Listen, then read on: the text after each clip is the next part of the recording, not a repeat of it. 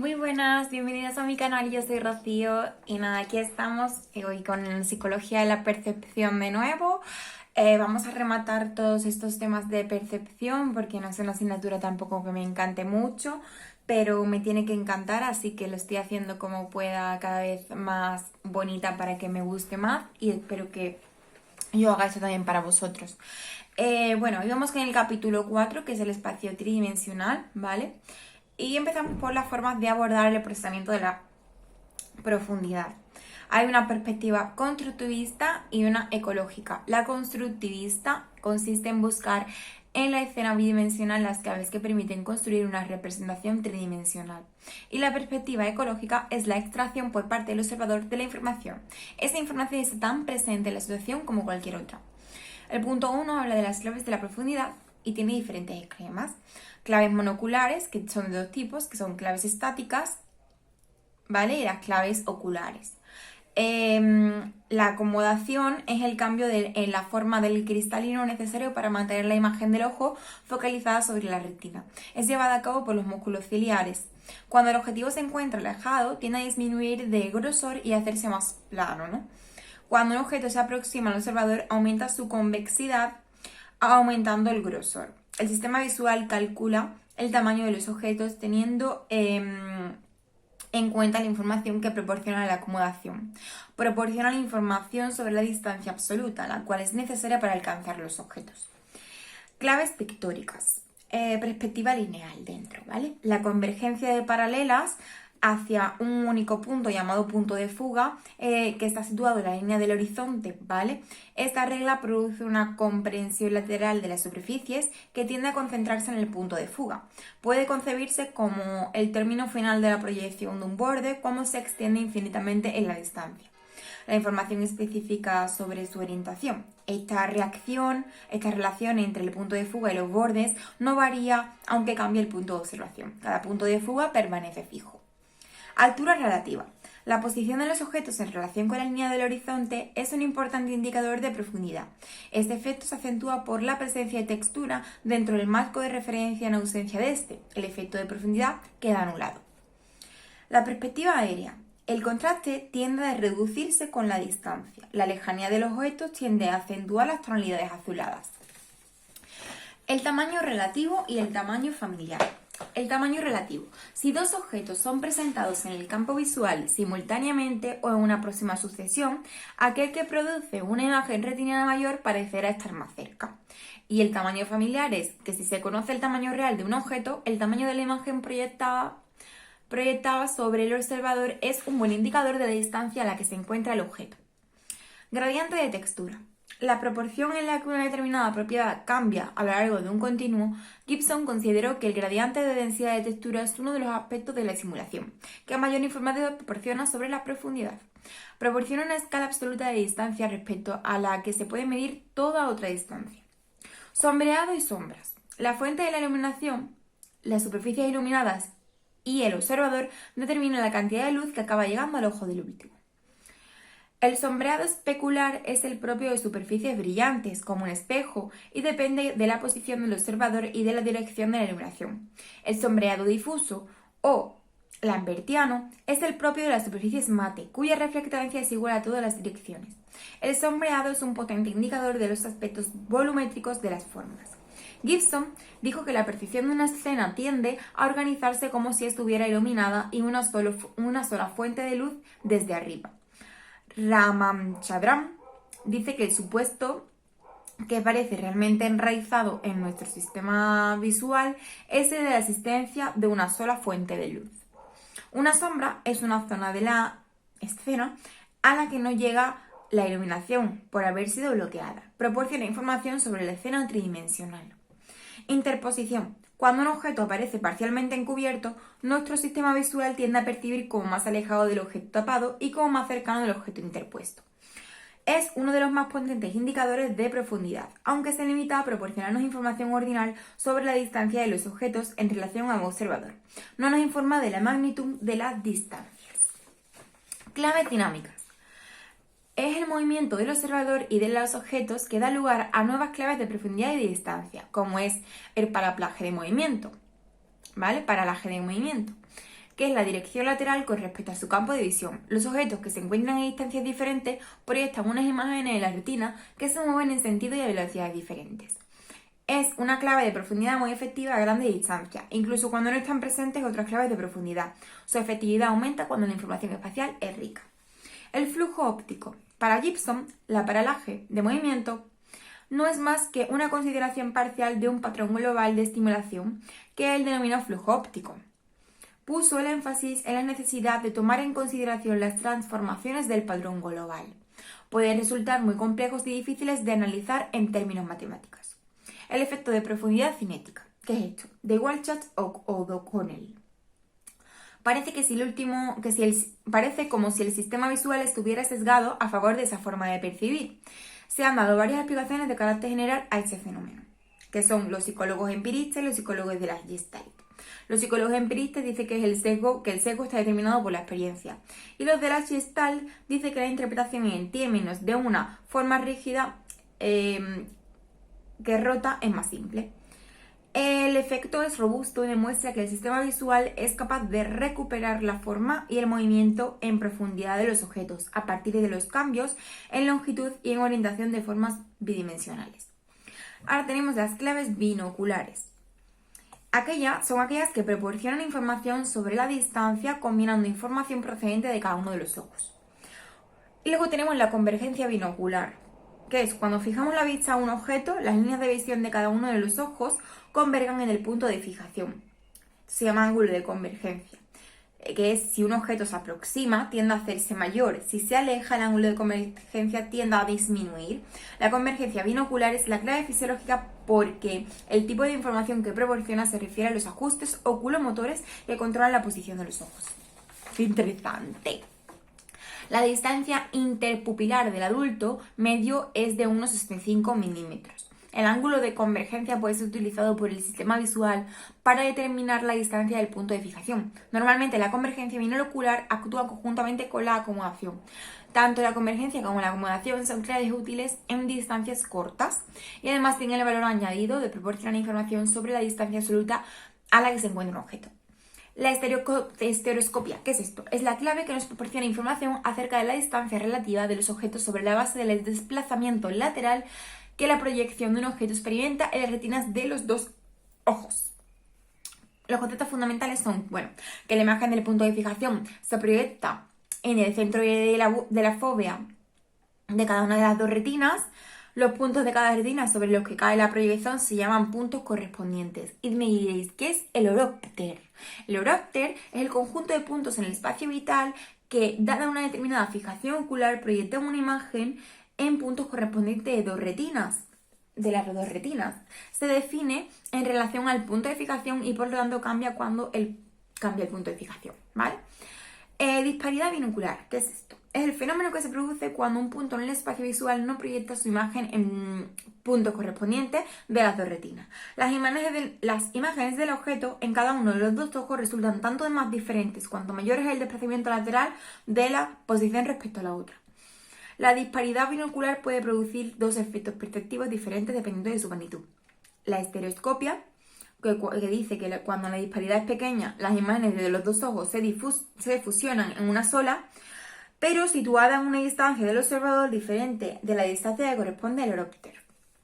La rivalidad binocular sería que son imágenes dobles que dependiendo de la dirección de los objetos aparecen por delante o por detrás del horópter longitudinal y que hay una disparidad cruzada que produce la percepción del objeto delante del horópter o una disparidad no cruzada que produce la percepción del objeto por detrás del horópter, ¿vale? Luego tenemos procedimientos estereoscópicos. ¿Qué son los estereogramas? Pues son dos imágenes casi iguales, pero que difieren en el desplazamiento lateral de los elementos. Cada imagen se llama media imagen, ¿vale? Esta simula un ojo diferente al mismo tiempo. La imagen fusionada produce una sensación de profundidad. Inventados por Weston, que también inventó el estereoscopio, que es un aparato que permite la presentación a cada a cada ojo por separado de los componentes de un estereograma, ¿vale? Y bueno, el problema de la correspondencia es determinar qué puntos o partes de la imagen de un ojo corresponden a qué puntos o partes de la imagen del otro ojo. Julex demostró que se podía producir estereoscopia utilizando estereogramas de puntos aleatorios. Los estereogramas de puntos aleatorios, ¿esto qué es? Pues son una pareja de medias imágenes donde la estereoscopia aparece como un proceso que tiene lugar relativamente pronto y que incluso proporciona información sobre la forma de los objetos. Características de la estereoscopia humana. Es la sensibilidad estereoscopia de nuestro sistema visual es muy grande, entonces la sensibilidad es mayor para la disparidad cruzada que para la no cruzada. Depende de factores espaciales como la excentricidad de los estímulos y la distancia entre los estímulos y el punto de fijación, que disminuye cuando aumentan los valores. La magnitud de disparidad de la cual se produce estereoscopia está limitada a un área en torno al horópter que se conoce como área de fusión de Panum. Mecanismo fisiológico de la estereoscopia. Existen neuronas en la corteza visual primaria y en las áreas de la corteza cerebral que demuestran alta tasa de disparo cuando una determinada estímulo incide en puntos de las dos retinas, que no son correspondientes mientras que las otras lo hacen a niveles altos. Unas a disparidad cruzada y otras a no cruzada. Es interesante, ¿eh? Es complicado de estudiar, pero son muchos conceptos y está guay. Luego tenemos la investigación en el área temporal medial, ¿vale? En los monos de Angelis Cumming y Neustome descubrieron que en esta zona existía una orientación funcional de la estereoscopia que presentaba tres características fundamentales. Uno, que las neuronas selectivas a la disparidad estaban organizadas en columnas. Dos, que las neuronas selectivas a la disparidad agrupadas a lo largo del área temporal medial formado por parches intercalados con otros que no mostraban selectividad a la disparidad. Y tres, en los parches con breve selectividad o a la disparidad que variaba la forma. Rivalidad binocular. Aquí pues produce estereoscopias responsables de su perspectiva de percepción consciente. Cuando los estímulos son grandes, la rivalidad binocular produce una imagen consciente compuesta de trozos o partes pertenecientes a cada una de las dos imágenes.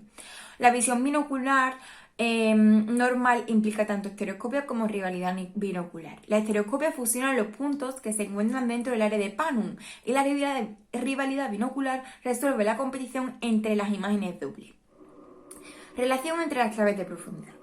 La ausencia de una clave no es un obstáculo. Las distintas claves pueden relacionarse entre sí de tres formas diferentes. Dominancia, compromiso e interacción. La dominancia es el sistema visual que ignora la información proporcionada por una clave en favor de la proporcionada por otra clave de profundidad. La habitación de Ames, que opone la información proporcionada por la perspectiva y la proporcionada por el tamaño familiar. Se trata de una habitación distorsionada de forma trapezoidal. El compromiso, de Bruno y Cuttings, que manipularon valores de cuatro claves diferentes, y la interacción, que son interacciones entre la información proporcional por las distintas claves. Y luego nos vamos a las teorías de la percepción espacial. La aproximación constructivista de Helmholtz, Boring, Einstein, Ochberg y Rock han contribuido a reformular las ideas centrales. La percepción tiene lugar por fases que se contemplan unas y otras. La percepción de un espacio tridimensional no puede ser un fenómeno perceptivo primario, sino derivado a partir de la imagen retiniana bidimensional. De ahí la importancia que para la aproximación constructivista tiene el análisis de las claves de profundidad, que actúan como un contexto interpretativo. La constancia del tamaño es que el tamaño aparente no disminuye en función de la distancia de acuerdo con la variación que experimenta el tamaño de la imagen retiniana, sino que se aproxima mucho más a la curva teórica de la constancia. Tomar en consideración la distancia. El tamaño percibido es igual a la distancia percibida multiplicada por la tangente del ángulo visual. A medida que un objeto se aleja del observador, el ángulo visual producido por el objeto disminuye, pero el tamaño percibido permanece constante debido a la relación expresada en la ecuación. Evidencia a favor de la hipótesis de la invarianza tamaño-distancia. La ley de Helmholtz expresa la variación en tamaño percibido con el cambio de la distancia. Es el fenómeno opuesto a la situación normal en la que un cambio en distancia va acompañado de una constancia en el tamaño percibido. La percepción del tamaño e indicaciones de profundidad. En la situación experimental de Holloway y Burin, que hablan de la aproximación ecológica. La aproximación ecológica es conocida como percepción directa, formulada por Gibson. La investigación perceptiva debe tomar en consideración el patrón total de estimulación, no la proyección geométrica. El estímulo carece de ambigüedad. Toda la información está presente en la estimulación o, como Gibson prefiere llamarla, la conformación óptica. No es necesario recurrir a procesos constructivos de carácter no perceptivo, tales como memoria o aprendizaje, para entender o explicar la percepción. La percepción para Gibson es directa en cuanto que consiste en captar la información disponible en la conformación óptica. Lo único necesario para percibir es atender a la información. La constancia de tamaño. La percepción del tamaño de los objetos es una función de la cantidad de textura. Los objetos se perciben como iguales en tamaño a pesar de la distancia, porque cada uno de ellos oculta la misma cantidad de textura. Resultados experimentales. El tipo de investigación utilizada consistía en demostrar la constancia del tamaño en situaciones fuera del laboratorio. Y hay tres posibles. El punto 3 habla de posible reconciliación. Neisser propuso la existencia de tres sistemas perceptivos diferentes. Un primer sistema, segundo y tercero. El primer sistema es el control de la acción del organismo en el medio ambiente. El segundo sistema es la discriminación o identificación de objetos y situaciones familiares. Y el tercer sistema es de la percepción interpersonal. Hay una vía dorsal donde el sistema del control visual de la conducta motora, que sería la aproximación ecológica, una vía ventral que sería al reconocimiento e identificación del objeto, es decir, una aproximación constructivista. Las disociaciones neuropsicológicas. Tenemos disociación simple, doble, ¿vale? La disociación simple es el daño cerebral concreto diferencial de un tipo de tarea determinada. La disociación doble es el patrón de disociación opuesto al encontrado en el primer grupo de pacientes. La percepción sin coordinación busomotora sería el daño en la corteza parietal posterior, ataxia óptica, que afecta al tamaño, forma y orientación. Y la coordinación visomotora sin percepción es el envenenamiento por inhalación de monóxido de carbono, incapaz de reconocer caras ni objetos. Y la propuesta de Norman pues fue a partir de los trabajos de Milner y Godaller, reformó unas características diferenciales de dos sistemas, ¿vale? La función sería que el sistema ventral analiza y el sistema dorsal, que es más guía, y la sensibilidad, que el sistema ventral está más preparado y es más sensible, y el sistema dorsal parece percibir el movimiento. Está para percibir el movimiento. La memoria, el sistema ventral, tiene una estrecha relación y el dorsal no tiene memoria a largo plazo. La velocidad, el sistema dorsal es magnocelular y el sistema ventral recibe proyecciones parvocelulares. La conciencia, el sistema ventral es la toma de conciencia de la información y el sistema dorsal es de forma inconsciente. El marco de referencia y métrica nos habla de que para reconocer e identificar los objetos del sistema ventral necesita un marco de referencia alocéntrico. El sistema dorsal necesita información sobre la distancia. Y hay un input visual, que es el sistema ventral especializado en la visión central controlada por la fobia, y el sistema dorsal lo está para la visión periférica. Hay una relación entre dos sistemas y las teorías perceptivas, que son las claves de la profundidad, que serían que los dos sistemas son capaces de procesar la estructura tridimensional del espacio. Y luego tenemos la percepción del tamaño. La ilusión de Ebbinghaus muestra que los factores que determinan la percepción del tamaño pueden ser diferentes según intervengan en su percepción del sistema ventral o dorsal. Es probable que se deba a procesos de inferencia que toman en consideración diferentes aspectos de la escena visual, tal como postulan los constructivistas. Norman puso mayor énfasis en la importancia que tiene una concepción dual. Bueno, y hasta aquí el tema 4 de percepción. Ha sido larguito, pero bueno, espero que os haya ayudado. Nos vemos en el siguiente vídeo. Gracias por estar ahí. Recuerda suscribirte. Muchos besos.